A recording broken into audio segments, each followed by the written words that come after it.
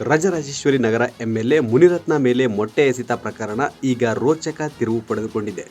ಈ ಪ್ರಕರಣದಲ್ಲಿ ಮಾಜಿ ಸಂಸದ ಡಿಕೆ ಸುರೇಶ್, ಕುಸುಮ ಹಾಗೂ ಹನುಮಂತರಾಯಪ್ಪ ವಿರುದ್ಧವೇ ಮುನಿರತ್ನ ಸ್ಫೋಟಕ ಮಾತನಾಡಿದ್ದಾರೆ.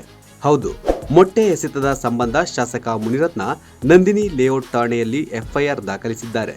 ಎಫ್ಐಆರ್ನಲ್ಲಿ 100ರಿಂದ 150 ಜನರ ಮೇಲೆ ಆರೋಪ ಹೊರಿಸಿದ್ದಾರೆ.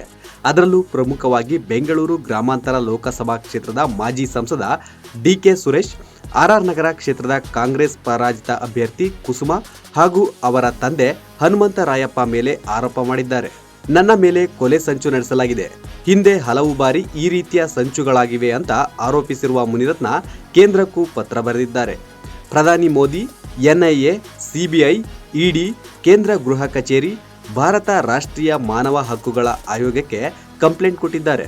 ಅದರಲ್ಲಿ ನನ್ನ ಕೊಲೆ ಖಚಿತ ಎಂದು ಉಲ್ಲೇಖಿಸಿದ್ದಾರೆ. ನನ್ನ ಜೀವಕ್ಕೆ ಅಪಾಯವಿದೆ ಎಂದು ಗನ್ಮ್ಯಾನ್ ಕೇಳಿದ್ದರೂ ಕೂಡ ಕೊಟ್ಟಿಲ್ಲ. ಪೊಲೀಸರು ಎಲ್ಲಿಯೂ ಹೊರ ಹೋಗದಂತೆ ಎಚ್ಚರಿಕೆ ನೀಡಿದ್ದಾರೆ.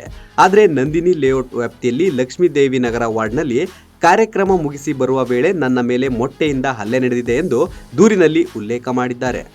ಬೆಳಗಾವಿಗೆ ಲಕ್ಷ್ಮಕ್ಕ, ಬೆಂಗಳೂರಿಗೆ ಕುಸುಮಕ್ಕ ಎಂದಿರುವ ಮುನಿರತ್ನ, ಲಕ್ಷ್ಮಿ ಹೆಬ್ಬಾಳ್ಕರ್ ರೀತಿಯಲ್ಲಿ ಕುಸುಮರನ್ನ ಸಚಿವರನ್ನಾಗಿ ಮಾಡೋಕೆ ಪ್ರಯತ್ನ ನಡೆದಿದೆ ಎಂದಿದ್ದಾರೆ.